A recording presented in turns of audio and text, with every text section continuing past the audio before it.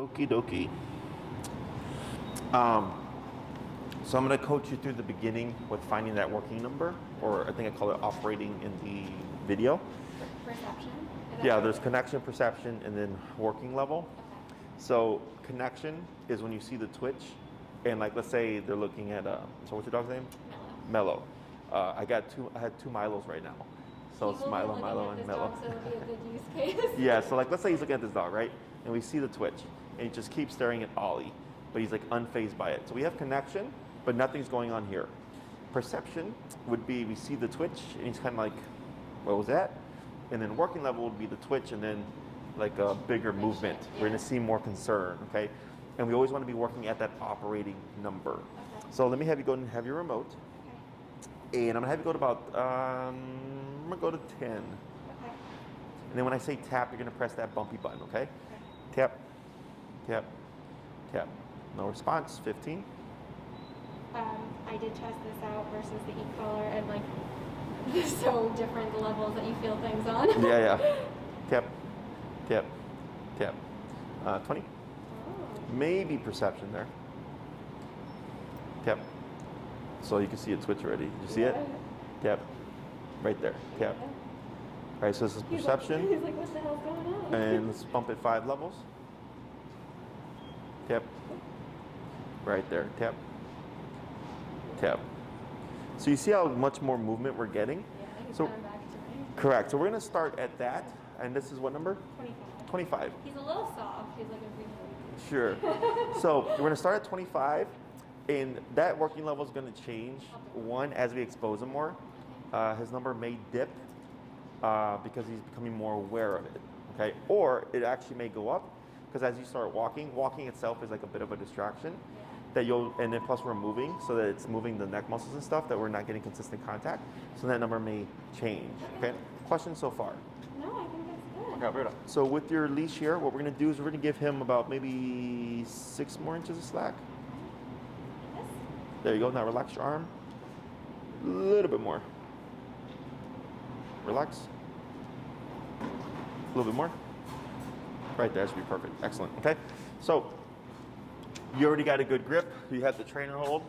So when you're walking, I'll have you just probably come up to this door. So if you have to turn, you'll just end up turning here. Okay. So I'm going to coach you through this, and actually, I forgot I got to demonstrate it to you. Oop. All right. So for the healing exercise, there's going to be 3 things in the beginning that's going to make up a bulk of the the instructions. Okay. One is when I say turn. Whenever Melo gets ahead of you, you're going to hear me say the word turn. When you turn, you're going to make a 180 turn like this. Okay. He gets ahead, turn like this. He gets ahead, turn like this. Okay. So you're going to just go back and forth every time I say turn. You're going to make a 180 turn to the left always. Okay. To the left. Yes, to the left. Okay. When I say tap, simply press that button. Okay, so if we pair these things together, the tap with the turn, you're walking with Melo. So I'm doing an inward turn this way and Outward. So if he's on your right, you're going to the left. to the left. Okay. Yeah. So, it would be inward if he was on the left side. So if I wanted, I'm sorry, I just feel more comfortable holding this with my right hand. So Yeah. I might keep him on my left. If I'm keeping him on my left, I turn right. Yes. Okay. So are you doing left now? I'm gonna try. Okay. So if you're right-handed, left is easier. Okay. So if he's on our left side, same concept. When he passes and I say turn, you're gonna 180 to the right like this. Okay. He passes, I say turn, 180 to the right. Next thing would be tap. We pair these things together. He gets ahead, I say turn, tap, tap, tap. He comes to your side, good. He passes, I say turn, tap, tap, tap, tap. He comes to your side, good. We're gonna keep repeating that, okay? The next thing I'm gonna say is pull to your left. So Melo might flush over to your right side. If he flushes to your right side, you're gonna keep moving forward. I'm gonna say pull to your left, so you're gonna add tension, and you're gonna keep moving and tapping until he flushes from your right side over to your left side, okay? There'll be a few more things, but those are the 3 main aspects to the heel training, okay? Questions? No, I think I'm good. Alrighty, so I'm gonna coach you through this. And we're at 25, correct? I'm at 25, yes. Alrighty, so go ahead here and move forward. Female heel. Pull to your left. tap, and you're gonna have to turn. Yeah, I know, we're short on space. Sorry. Now relax forward. Good. Relax. Turn, tap, tap, tap. Good. Turn, tap, tap. Good. Relax. Good. I'm gonna have you keep that arm, left arm down. Good. Now slow. Turn. You're good. Tap forward. Go ahead and turn. And I'm gonna have you bump your number to 30 here. Now, as best you can, because you're stuck on, you have the habit of using your prong, you're gonna keep that arm down. So like when you move, when I said move forward, or I'm sorry, move forward and tap, you pull forward, and we really want the tap to operate on its own. Okay. So we're gonna use minimum leash pressure. I know, I have this, it's like... It's from the prong training, yeah. Okay, so here, we want Melo to make mistakes in the range, and we're gonna have to force some stuff here because the training that he's had is coming through, and in order to layer the remote, we need the mistakes to happen. Okay, so I'm gonna have to try to force some things here. Okay. So, because typically dogs would be forging ahead on the owner, which makes it real obvious for them. He does in a normal circumstance. I think he's a little bit like... Yeah. Right So now. once you get outside and you start practicing and stuff, during the week, we'll see how he does. It shouldn't be an issue. But here, if you have me if I'm telling you to turn and he's not passing you, it's because he's giving us more focus than we anticipated. Okay? So go ahead and turn towards me. Yep, and forward. I have to get comfortable with my phone. Turn, tap, tap, tap. Good. Turn, tap, tap. Good. Slow. Turn, tap. Good. Pick up your pace. Tap forward. Good. Turn, tap. Good. Now slow walk. Keep forward. Pull to your left. Tap, tap, tap, tap, tap. There you go. Now turn, tap, tap, tap. Go to 35.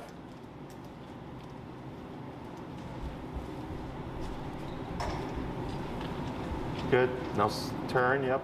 Tap. Relax your arm. There you go. Thank you. Good. Turn. Tap. Pull to your left. Tap. Tap. Tap. Good. It's easier, it looks easier than it is. When you watch the video. Good. Turn. Tap. So you pull your left. Tap. Good. Relax. Good. Now slow here. Tap forward. No pull. Turn. Tap. Let's go to 40.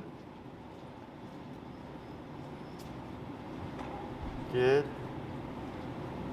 Turn. Good. Pull left, tap. There he is. Tap. Good. Now relax. Now slow here. Slow turn. Good. Slower. Good. Turn. Keep forward, tap, tap. There we go. Now I'm seeing it. Good. Turn, tap. Right. Better. So here, you're going to keep forward, and then when you hit the wall, I'm going to have you come down the wall a bit so that when you're coming back this way, you're closer to the pen. Okay, I'm going to try to use Ollie as a distraction, okay? Okay.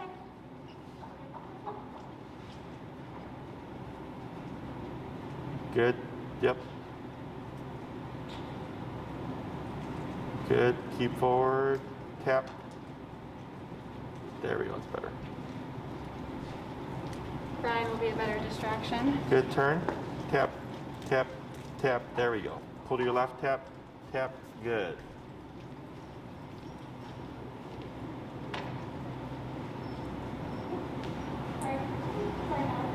Good.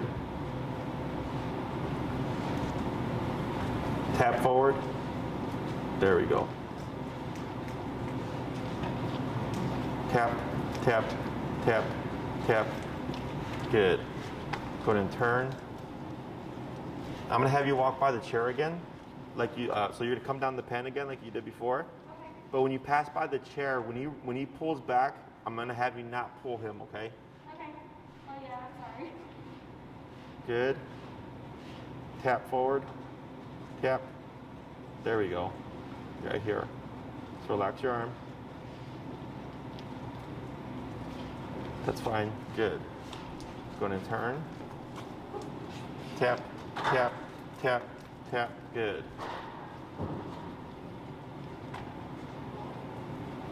Going to turn. Tap, tap, tap. Now slow walk here. There we go. And stop right there. Can I say good when he's... Yeah. So I'm seeing what I want to see, which is when he feels the pressure, he moves in. Okay, so we're at 40 now? Yeah. Okay, so early at 25, when we were stationary, non-moving, 25 was making him move in an exaggerated fashion, right? Yeah. But as soon as you started walking, and every time he was getting away from you and you were tapping, it wasn't obvious that the tap was bringing him into you. Yeah. Okay? Now you can see it. Now I can see it, because right here, when you turned and he was lagging, and you tapped, I could see him speed up and catch up to your leg. So like right now when I told you to slow down, right when I said slow down, he was just speeding up. And I don't know if you noticed when you hit your leg and he started turning like this, like looking up at you, Yeah. right? Like, what do I do, Mom? So what we're trying to do here is most people when they teach the heel will either like do the food stuff, right, where they teach the dog here, or if they're using a prong or even e-collar, if the dog gets ahead of them, they'll like yank them back and say no, and then they'll say heel, right, when they're here, or they'll remote them and the dog jumps back and then the person says heel, okay? The problem with this method is it's too complicated for the dog to pick up on, Yeah. okay? So a lot of times when I've seen this and the dog jumps back, the dog will look up at the owner, right? And they're trying to go like, what was that for? We have totally messed up heel. Right. I feel very guilty about that. It's okay. Taught it very wrong. He thinks heel means come back, get aside me, and then go forward. Sure. So, which brings up another, so some trainers do teach heel like that, right? Heel means come here, and then heel means to move. And I never understood that concept because I was like, what is heel? Heel is either come here or walk with me. It can be both, right? So we teach this as finish, and then heel is walk with me, okay? Yeah. So the way I use the word heel is walk with me, stay with me, sit when I stop, okay? Yeah, that's what we need. So if I need the dog to come to me, that would be a come. If I need the dog to come to me in a specific position, it would be a come into a finish, into a heel, okay? So here for Melo, let's say he was getting ahead of you, okay? Because we're having to force a few mistakes here. Is if he was getting ahead of you, for him, when he feels the collar right, he's going, I don't like this. He turns and goes, oh, Jesse's going, or mom's going that way. He catches up, it disappears. Yep. But then he'd pass you again because he's not trained. He'd feel it again because you turned and you're tapping. He's like, oh man, now mom's going that way. He catches up, it disappears, right? So we call this the correct and redirect. Don't go that way because I'm going this way. And some people do this with the prong collar, which it is effective with the prong collar, but for some dogs, if they're too resilient, it's not effective. Do you recommend doing this? Because he forges ahead. That's his, like this is a different, because it's not Melo. He's very secure in this new environment. Mm-hmm. He's usually like a very curious, especially with Brian and I, curious dog, forges ahead on every walk. And I've watched people teach heel, I watched you teach heel via videos, and every single time he forges ahead until he doesn't forge ahead, turn. Turn and correct. tap. Correct, Yeah, right? I do. So we don't go on walks if he's forging ahead. Correct. Okay. Yeah, so like some people say like if your dog is pulling, you stop walking. When they're not pulling, you start walking. Yeah. It's too complicated, okay? The dog's either pulling or not pulling, right? So here, let's say you're in your neighborhood, you're walking with him, and there's some distractions, right? Right now we're at 45 or 40? 40. We're at 40. In my, Sorry, one second. oh, Corey? Hi, did you call the front desk? Oh, you can't get in?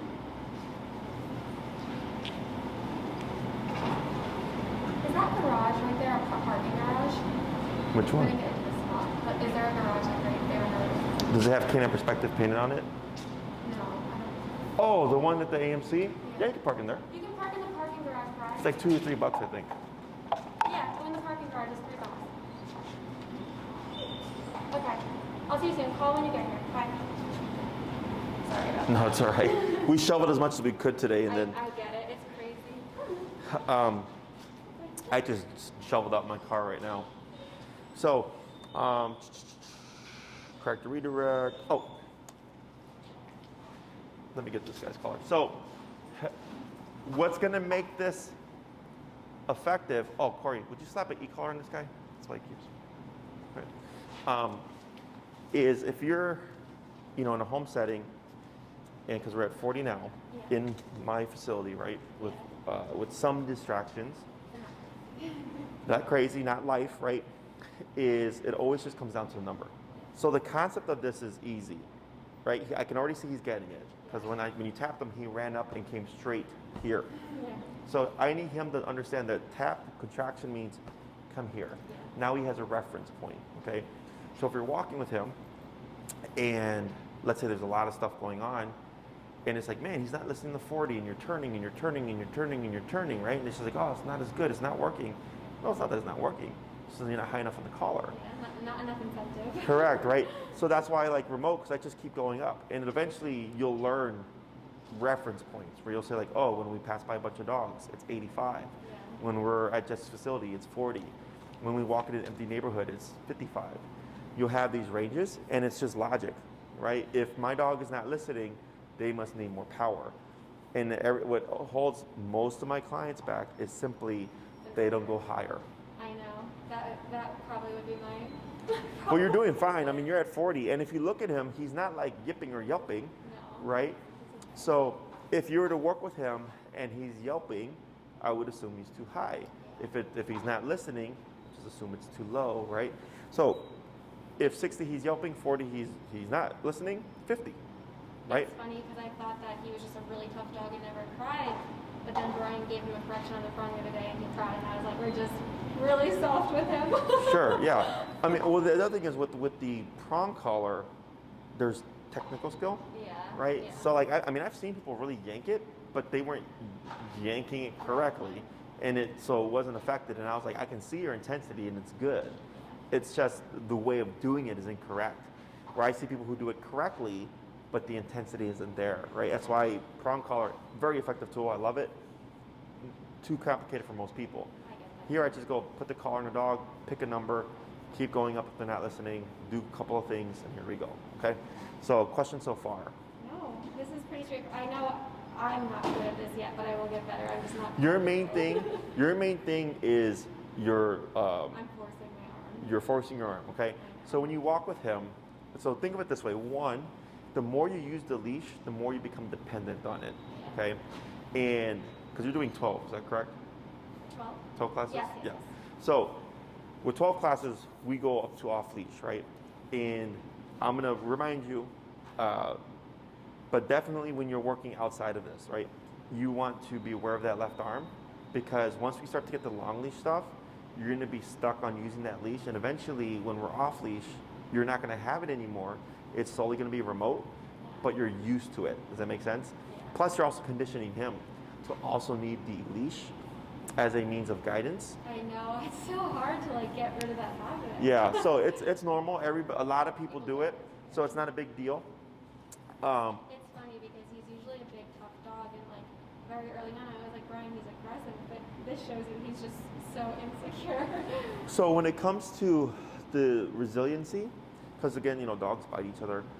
With the prong collar, you're not going to match a dog bite ever, because dogs actually puncture, right? They're willing to go to that degree. Obviously, no one wants to do that, right?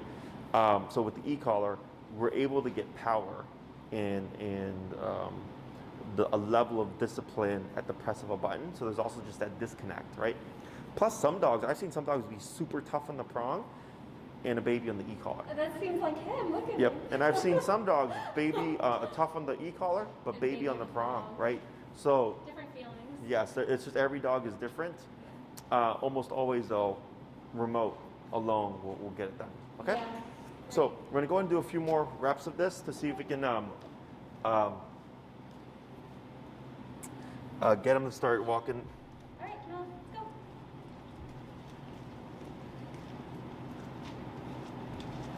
Go and speed up a bit. Good. And slow. And turn.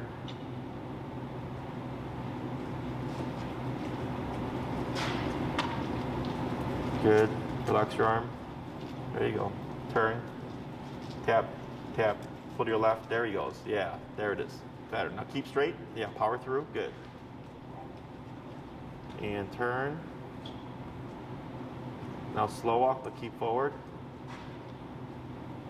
Good. Good. Turn. Tap. Good. Keep straight. Power through. Power through. Good. Now slow.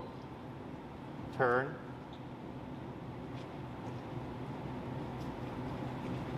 Tap. Pull left. There he goes. Good. And relax. Good. Turn. I think that's the front door. Good. Okay, respect. Turn. Tap. Now slow walk. Keep forward. Slower. Stop. Good. All right. Now look at his face. I know. He's like, Mom, tell me what to do. Yeah. So what does that face look like to you? He looks concerned. Yes, that is concern. Why do we want concern? Because we want him to always be looking to me for guidance. Okay. And what else? I don't know what else. Hey, sorry about that. Got stuck in the snow. Yeah, it's all good. Tap. So here, hold. Tap. No, Tap. A little bit of pull. Tap. Tap. Tap. Hold right there. Tap. Yes. Good. 1 second. Tap. I'm going to use this as an example. Okay, go ahead and pivot so you're more facing towards me. Like that. Yeah, like that. Now tap. Tap. Tap. I'm going to have you put slight pressure pulling in towards you. Tap. Go ahead and just bring the leash around from behind, back to your left hand. Okay? And you're going to shorten a little bit. You're going to lightly pull forward and tap. Tap. Right there. Perfect. Okay. So here, when he went towards Brian, right? One, he's technically under command, right? So this is super common with couples, is where they're like, Mom or Dad, right? And they let it go, and it becomes gray area for the obedience, right? Because then he's like, oh, if I can go and meet Dad or Mom whenever I want, then why can't I do this or why can't I do that, right? The little things led up to the bigger things. So you definitely want to be strict on when he's under command, that you hold him to it. Now, I don't care that he does this. You can pin him all you want. I care that he holds the position, okay? So at 40, right? 40 still? 40, yeah. He went pulling, and you tapped him, and he started to disengage, right, and come in towards you. And then he overcompensated and went to the other side. So then we just used a little bit of, right there we used a little bit of tension to help guide him from here to here, okay? But the other stuff that you were doing earlier when you were turning him with the leash. And instead I want him to turn with you, okay? So that's why we need him to give space so that when you tap him, he starts to, when you turn, he'll turn in unison with you and not relying on that leash, okay? In other instances, like if we're being stationary and he's starting to pull off and I remote him, ideally he should pull in and just come to my side. But because it's still early, he like either lands in the wrong spot or he's tucked behind you, and that's why I said to bring it behind you and then bring it forward and tap, and then he boom, came up right here, right? So there's gonna be some guidance, okay, especially when you're stationary. Otherwise, for the most part, if you're moving, the tap alone should really bring him to your hip, okay? I know this is a dumb emotional owner question, but do you see dogs like this, that they're just like totally shut down a little bit? Oh, this is nothing. Okay. Yeah, I mean, he's handling this well. So we were just talking about concern, because she's on 40 out of 127. We started at 25 and then worked our way up. And then on 40, I started to see everything that I want to see, okay? And here, when Brian showed up, 40 was enough to get him to disengage as well. Which is big. Right? So imagine if it was 25, you would still be struggling, right? E-collar should never feel like an argument, okay? So if you're ever like tapping a lot and he's not listening, it's too low. It's literally that simple, okay? So that's why I was talking about reference points. So then here, using all of that as an example of even when he's distracted by dad or like someone he really loves, he has to disengage, okay? And that gives you a reference point in terms of power to get him to do that. Does that make sense? Yep. Okay. So I'm going to work with her one more time, Sure. and then I'm going to work with you and kind of coach you through everything. Okay. Since he does have some like underlying training, we're having to force things a bit to kind of force issues to get him to understand that e-collar means to come to that left side. Okay. Okay. So here, give a light pull in, tap, and then relax. Good. He was inching towards dad there. Okay. So, do you have questions? No, I think I'm good. All right. Look at this. Like I need to go to sleep. Go ahead and give some more slack. Why not? I think I'm more nervous than he is. A little bit more. Perfect. Okay. So when we're doing training, we have training and then we have like management mode. So like in training mode, we want to give slack to allow Melo to get away from us in order to learn what not to do. Okay. Now, if I'm dealing with the dog, I can't remember, is there reactivity here? A little bit like very, I would say unpredictable Okay. reactivity. Towards dogs? No, towards humans. Towards humans. Okay. So here, this coming week, whenever you see a human, I want you to assume reactivity. Okay. Because we don't know what the pattern is. I'm fairly confident Amen. that lightly pull up here and tap, tap, and then relax. Good boy. Up some more on your leash, tap, tap, and then relax. Perfect, okay? Chances are with this, we're not gonna see it, okay? But, because human reactivity is almost always the first thing that goes away with when we deal with reactive dogs. Really? Yeah, it's the first thing that almost always goes away. So, when we see a human, for this week, I'm gonna have you assume reactivity so that when you step aside with Melo, you would actually then shorten your leash, okay? Because now we're going into management mode. So in training mode, we want him to make mistakes. We need him to get away from us to teach him what to do. But if I see a person, I'm like, I think he might become reactive, Okay. we would step aside to give space and then shorten the leash so in case he did lunge, his range of motion is limited. Okay. Does that make sense? Yeah, and then, so I know, I mean, I say unpredictably, but I know what his triggers are. It's like people that are different, so like older people, Sure. kids, Sure. and then like men that like get into his bubble, like big men. Sure. And I was trying to research like how to affect that with the e-collar. Like I didn't use it because I'm not practiced, but Sure. you're supposed to do it at the, when I saw your video, at the instant where he gets like aroused, right? Ideally, Like, yeah. Right, so, because you have the behavior, lunging and barking, and then you have the precursors, right? So if like he's sitting here like this, and then one of like something he would react to starts to come by, and we see this, that's already him revving up, right? That's like one. So if you tap here, it's like, oh, boom, right? You're completely breaking the focus or locking on, and instead he's going like, kind of like this, right? You see how he's just like tucked in? He's like, oh, I don't want anything. He's like, Mom. This looks bad, Yeah, I know. but this is why I say you're probably not going to see it, because now he's really concerned about you. Yeah, I Okay, know. so the theory is he's more concerned about us than he is about the environment. Now, if somebody came in and was like, hey, Melo, and they stuck their hand out there, that's a bit different, because now they're really in this personal space, okay? So here, just as means of practice, I want you just to assume, okay? And then you would just step aside and then shorten your leash, and then let them pass, and then once they pass, you'd give slack back, and then start walking again. Okay. Okay. Is that supposed to be like communicating something to him that like he Well- did last one? So like, let's say he was reactive towards people guaranteed, right? Is when you step aside, he's gonna have to see people. But to control a reactive dog while you're in motion is more difficult than when you're stationary, okay? Because when you're in motion, reactivity is a moving behavior, right? He's lunging and barking. So he'll very easily go from walking to, a dog can go very easily from walking to lunging, right?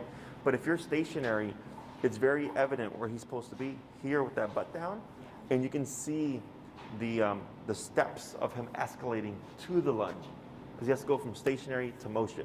But if you're already in motion, it's harder for people. Plus, they're trying to think like, oh, I don't want to get in the way, and there's like all this other stuff. So just stepping aside and being stationary is the easiest thing to do. And then once we see like, yeah, Jesse, we passed by 100 people and 100 large men and blah, blah, blah, blah, and he didn't do a thing, then I go, okay, safe to assume that he's probably not going to be reactive. But then as you're walking, I would still shorten my leash as I'm moving as a precautionary measure, right? Because if we're walking with that much slack, he could get that far away from you. Yeah. Does that make sense? So when we see it, we would shorten it, we still keep moving, and then once we pass it, I could give slack again. And you recommend walking with this much slack on a regular walk because he should be healing. Correct. If he's not, we turn. In order to know that he's healing, we have to, like, you want to see that leash loose. Yeah. So if you're like, man, I'm giving him the entire leash and he's just boom, glued to my hip, that means he's getting the concept of walking at your side. So most people either restrain, right? They get it real tight and they're holding their dog like this when they're walking. That's not heel. Yeah. That's you. Sorry, this is a weird question. When do you introduce the actual word heel? The next class. So this class, I never teach heel verbally because early on when I did, I would come back to my clients in the second class using the word, thinking that the dog knew the command and using the word and not the remote. So I removed the word to force people to use the remote for the first week, right? So when you walk out and there's clear space or whatever, and you want to give him that slack, so that when you're walking with him, if he's glued to your hip for a whole hour, that means, and your leash was completely slack, he's getting the concept, okay? It also gives him the means to make mistakes. We need him to make mistakes in order to learn what not to do and then what to do, okay? Other questions? Alrighty, so I'll coach you through it again and then we'll swap handlers. Do you want to sit in that chair? It'll be a nice distraction for him. And then, kind of like what you did the last time when you came by the pen, I'm gonna have you come in, not as close, probably maybe about 4 feet from where Brian is, because he'll most likely try to pull and forge towards him. So we're gonna use him as a distraction, okay? So go ahead and move forward. Let's go. And turn. Good turn. Yeah, he's already looking. Yeah. It's the same Melo. And then turn. Good. Now walk slow here. Turn, tap, tap, tap. Good. Turn again. Now slow walk, but keep forward. Slower. And keep forward. Tap forward. Tap. There he goes. Good. Turn. Good. Going to pick up your pace. And turn. Good. Slow.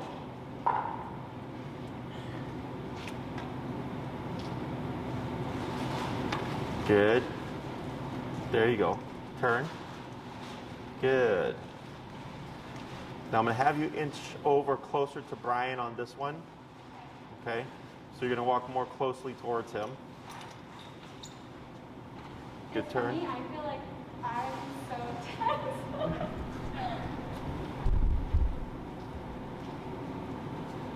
Keep forward. Tap, tap, tap, tap, tap. Good. We're going to try that again. Go ahead and turn.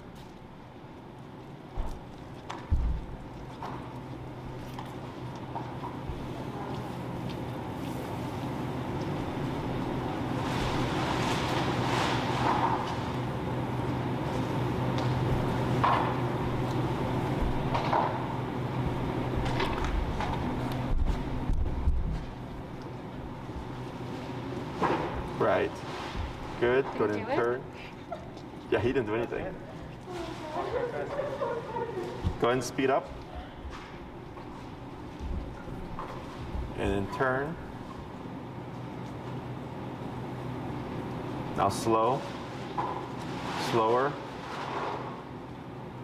And tap. Stop. Perfect. Okay.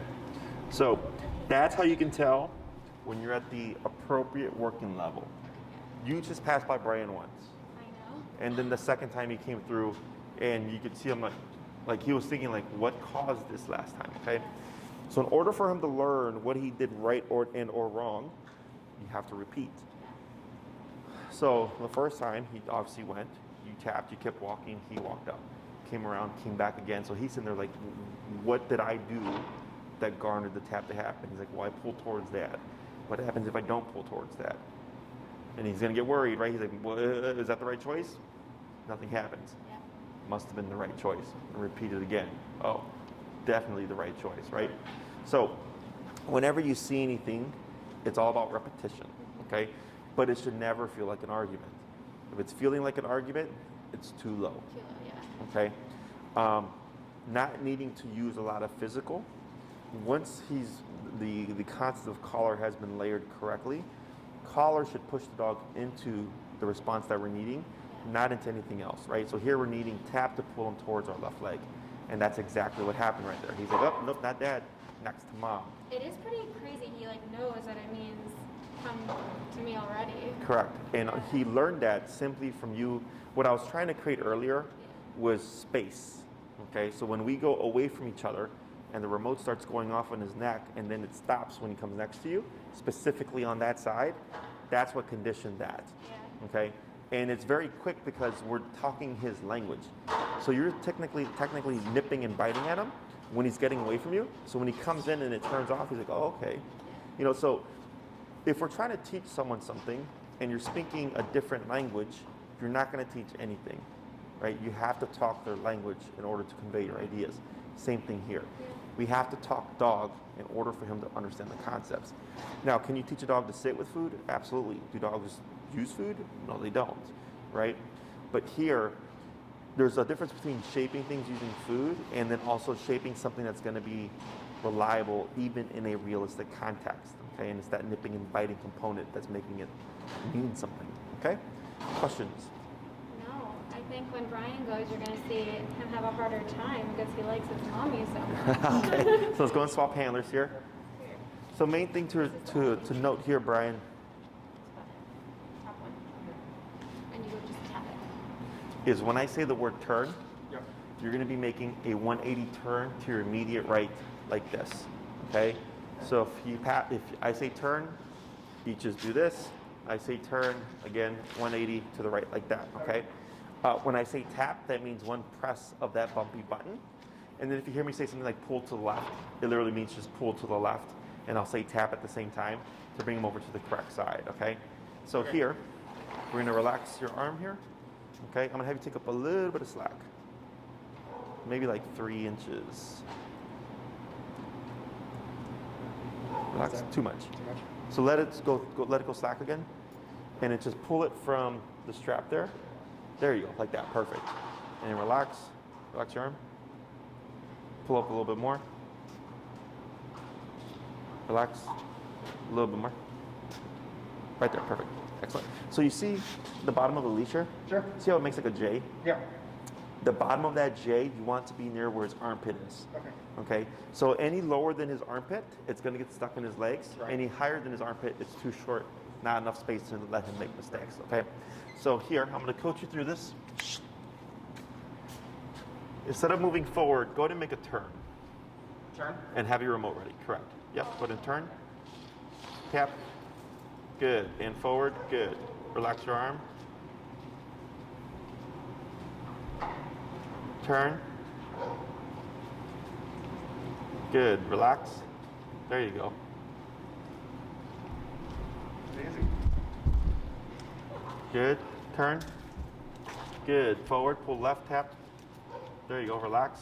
Good.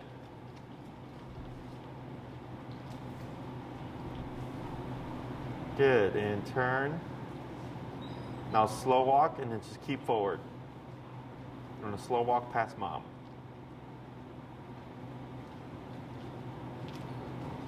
Tap forward. There you go. And relax, good. And turn. Good, and speed up.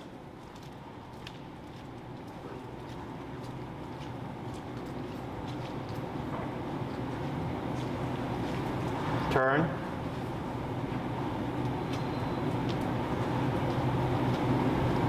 And slow.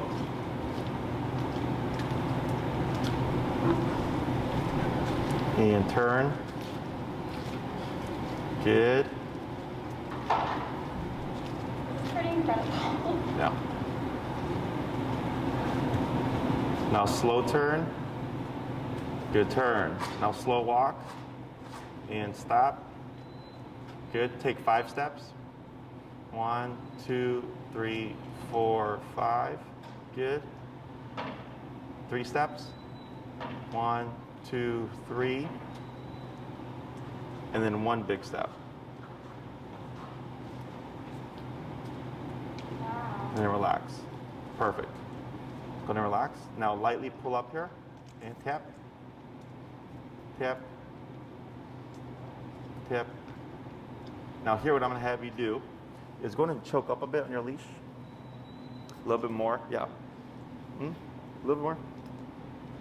And you're going to pull left and back and tap. Yep. Tap. Good. Now a little bit forward. Then up.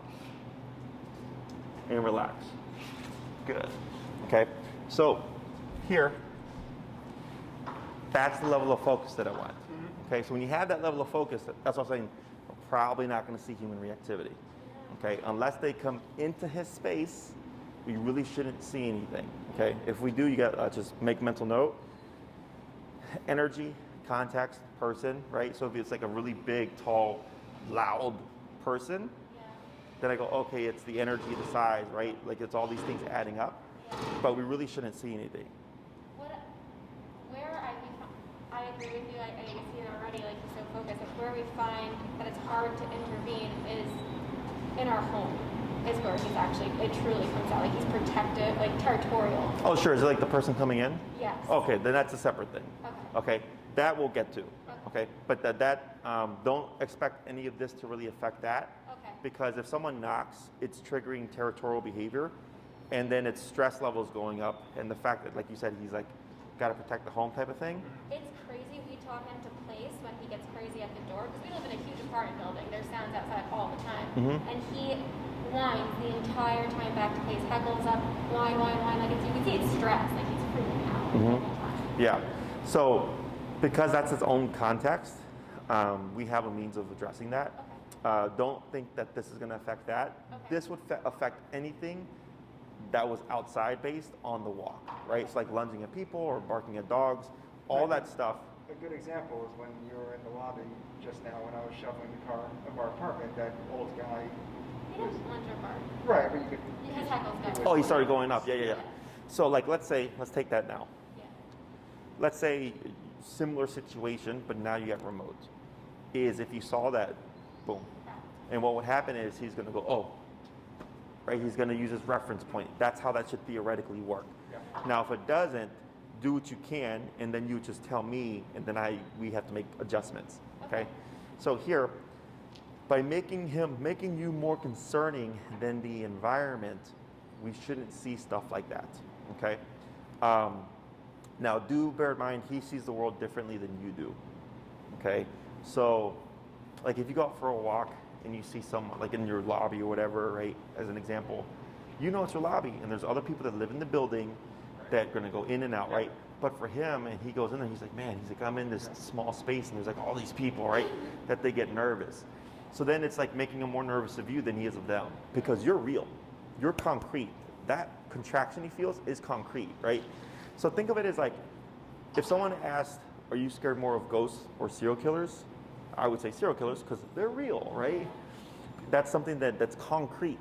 So here, if he's like, oh, I'm nervous of what these people might do, but this is real, and will contract if he's not on that hip. Yeah. Now it's like, well, what's going to be more concerning? The real concrete thing or the thing that I think might happen? Right. That's how we start to override that kind of stuff. I Okay. can't wait to tell you how this transfers to outside. Yeah. I've never seen this. Have you, Brian? You know No. like this? No. So going outside, when you're working with him, number, okay, is right now we're in 40 still? 35. 35. On 35 here, we're getting all this, right? But we're in this kind of environment. So when you're outside, let's say you're at 35 and it's not working, 40, Right. 45, 50, we just keep going up until eventually when you hit the right number, boom, he's gonna run to your hip and he's gonna be glued to you, Yeah. okay? So this week when you're working with Melo, we wanna do research. You're gonna come outside, have him set up with everything, let him have a potty break. Get that stuff done first, okay? Don't worry about remote till you're outside, that's out the way. Because if you jump in with remote early and he's still kind of not sure what it is. Hey, Corey, pooper. He's not sure what it is. It'll dissuade him from using the bathroom. Right. Okay, so we want to get that done first, and then apply the stressor. What it is He like? marks 1,000 times every walk. Sure. So we can fix that. Okay. Okay. So the first thing that we do is come outside. Brian loves it. He's a weirdo. So yeah, so we have to change that up. Right now, I don't care if Melo marks if he's on his own time. Yeah. Right. Okay, but if as soon as we're in the heel, marking is now a thing of the Yeah. past. Yeah. Okay, so here, when you take him out, give him like 5-10 minutes, whatever you want to pick, right? And you can walk or you can be stationary. Once you're done, then you're gonna find the working number, and she can show you. We started low, and we started I think 10, and we bumped it 5 levels after 3 taps until we saw Melo make a movement, okay, a big movement.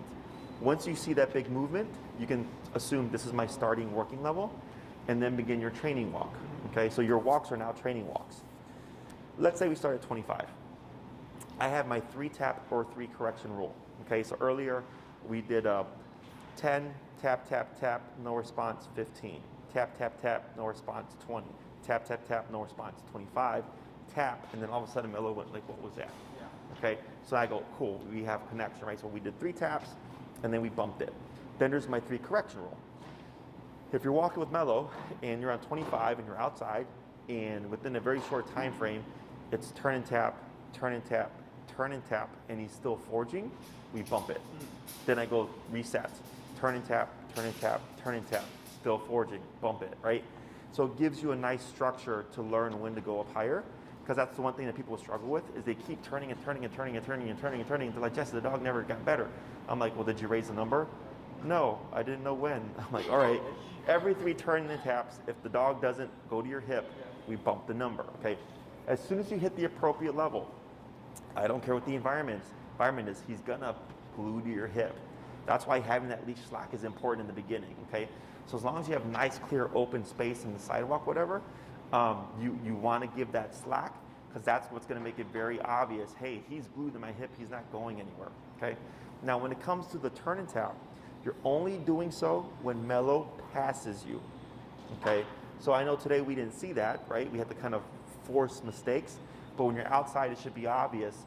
The moment his right shoulder passes your left leg, you're gonna turn immediately to the right and tap and go the opposite way, okay? Now let's say you have to go point A to point B, then you would turn into a turn back to the other direction, okay? I actually have a question for you. So we are silly and didn't teach him to poop on command, and so he usually like goes a few minutes into the walk. So let's say we give him 5 minutes and he pees and he poops and we're ready to go. How do we cue him that now it's time to? Sure. So one thing would be to give him the freedom. Let's say you're walking and you come to a stop and you think, I'm going to give you another potty break. We say the word break. Maybe you have the word free or okay from before. Break. Right? Yeah. So you'll say, okay, Melo, break. You would bring him and then let him have his time. Once you're ready, as long as he's on your left side, you would simply start walking and tap at your number, and it should bring him into your hip. So the tap is the cue of heel. Okay, so we're not going to use the word heel or anything like I that. like that. He needs a new heel. The tap is going to be conditioned by the tap. I'm sorry, the heel is going to be conditioned by the tap.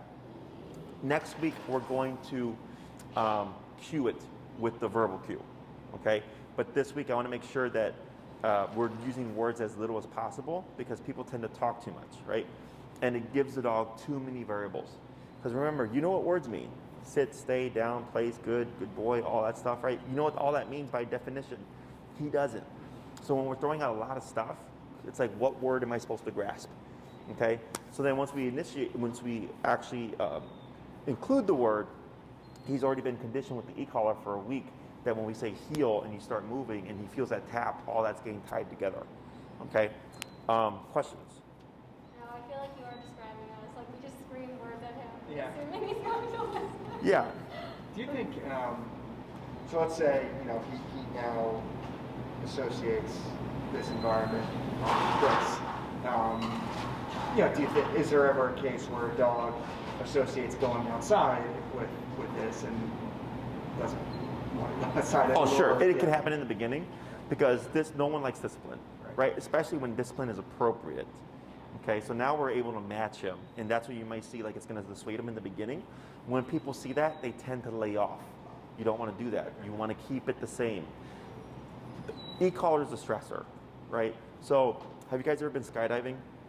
No? Have you? No.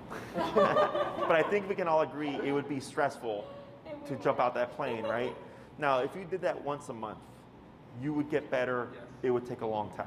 But if you did that every day, you'd get over it very quickly because you're exposing yourself to that stressor every day. Same thing here. That's a stressor.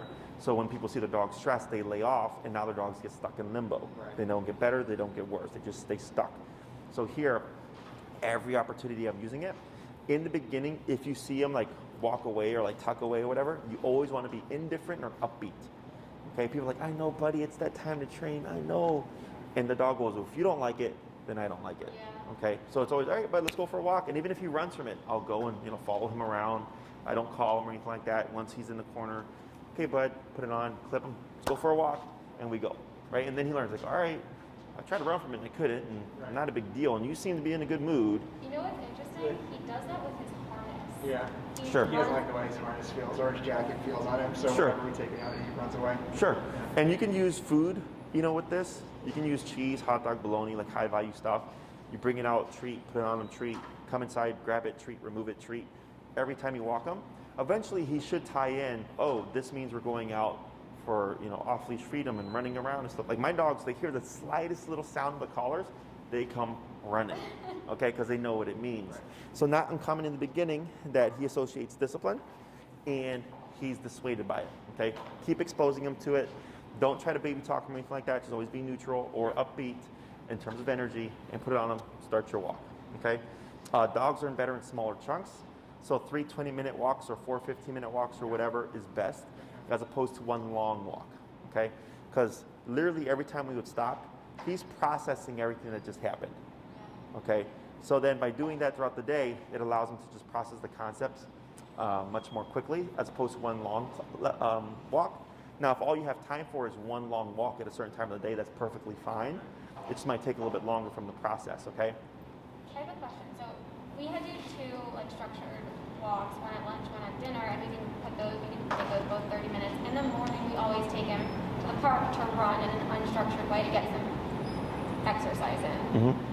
And we're focusing on heel this week. Do I put the collar on for that and just let him get used to having it on? Sure, yeah, you can put it on him and not doing anything with it. Yeah. Okay. So he'll start to he'll start to know oh, this thing doesn't always mean this is going to happen, right? So and it pairs a positive to the collar as well. So that's perfectly fine. Okay. Let me think here. I have my 80-20 rule. 80% work, 20% play. So your dog becomes what you allow them to do. So it's always not a lot of non-structured or do whatever you want or not reinforce things or trying to reinforce things but him not actually listening. That's what you're creating, right? So if I'm doing an hour-long walk with my dogs, 45 to 50 minutes will be structured heel, and then the last 10 to 15 minutes would be break, pee, poop, roll around, sniff the ground, do your doggy thing, split up however you like, right? You could do 5-minute break, 15-minute walk, 5-minute break, 15-minute walk, 5-minute break, 15-minute walk, whatever, right? Or you could just do one long walk, give them the break at the end, or a break in the beginning and then one long walk that's structured. But practicing discipline and structure and focus starts to create that type of dog, okay? Other questions? For this, sorry. No. For this week, until we see you next Tuesday, what we focus on every day is this walk. The heel, that's it, yeah. So Okay. don't use the remote for anything we've not covered, Okay. especially recall, because I've had people try to do that and then they scare the dog off. Because the dog's first instinct is flight response. They want to run away from the collar. So that's why we start off with this first, because it teaches them not to run away, to actually run to your left hip, okay? And eventually we're going to add more things to it, because the last thing you want is for him to run away from that. That should always mean, if anything, even if it's a mistake, come to me, Why okay? is it left hip? What's up? Why is it left hip? Oh, so we were going to do right, but then she changed to left, but traditionally, I was having issues with the kind of That's okay. That's what I figured. yeah. Traditionally, so this is actually, heel is typically on the left side because we carry our guns on the right and they didn't want to shoot their dogs. Yeah. So, other questions? I'm amazed. He's so calm. He's just so Remember in the consultation where he just kind of kept moving, Yeah. right? Yeah. So here, because we were able to match him mentally, right, and he's getting the concept. So the thing is, when I see people that have trained their dogs, I can see the training, because as soon as we layer in the remote makes it mean something, and the dog goes, wow, I guess I really have to listen, right? As you start to see all the work that you've done start to come out. I always say to Brian, like, if we had any type of negative reinforcement, he would be perfect. We took him to, do you know Prairie Wolf? Yeah. We took him there this week, and we let him play. We always let him play with another dog for 40 seconds, and we like to call him back because he gets very excited. Mm-hmm. So we let him play, and we called him back, and he always came on the third recall. And I was like, if we had just one way to tell him no, the first one. Yeah, and it's not so much telling him no, right? Because he doesn't understand if he doesn't come that it's bad. Like, he doesn't tie that as too complicated. But once we hit the recall stage with the remote, which is typically by the third class, it's going to make a lot more sense. Okay? So only use it for the stuff that we've covered. This week, of course, when you see someone, just assume reactivity, just to get used to stepping aside and shortening the leash and letting them go and then back into the heel again. At least when you think, if you see those triggers, whatever. And then your rate of turns should progressively be less. If it's staying static or becoming, exactly, up the number, okay? So then this week, every time you start your walk, you'll start at 10 to 15 and then find the working level first. So then every walk, if you always end on 55, right? And you're like, man, Jesse, every time we hit 55, Melo is perfect. But anything below 55, he's not great. Then that tells me after a week of doing that, your number is 55. I actually do have a question. So he's actually pretty good, I think it's good practice to pull him away from humans on this walk. He's pretty good, with humans in a neutral state.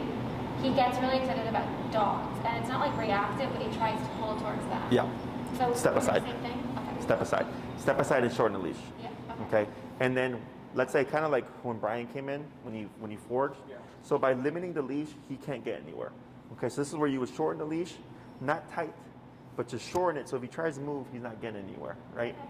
So then when he tries to pull, you would just simply tap him and he should go boop, right? If it's the correct number. If it's not the correct number and you go, man, I tapped him at 55, it didn't work. The next time I see a dog, 60.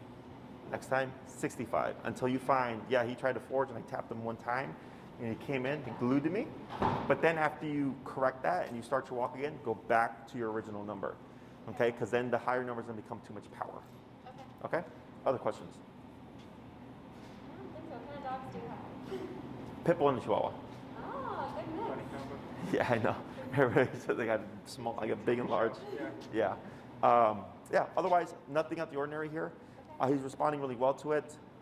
He was shaking a little bit earlier, and now he seems to have gotten over that. So the more you expose him to it, the better. And we'll see you in a week. Yeah, great. And do you recommend? We're just talking about how we're not using it unless we're on a walk, but should we just have it on him in the house when he's hanging out? I mean, you could put it on for an hour. Okay. Don't even need to turn it on. Yeah. Just kind of more exposure, so he just gets used to it. Cool. But I mean, if he's taking to it, if you're not seeing him care about it and running away from it and stuff, then there's really not a point to it because he's not concerned about the tool itself. Does that make sense? If I get a dog that's no, get away from me, then I'm yeah, more exposure is better so that they don't tie oh, it's always this to the collar. Okay? Cool. And this shaking that he was doing was just him being stressed out of it. It's stress. Yeah, it's normal. Usually, depending on the dog, a couple of weeks. Some can take a little bit longer, but it's pretty evident. They're like a little earthquake, But he's doing just fine. Yeah, I'm impressed by that. Okay. Thank you so much. No worries. Great.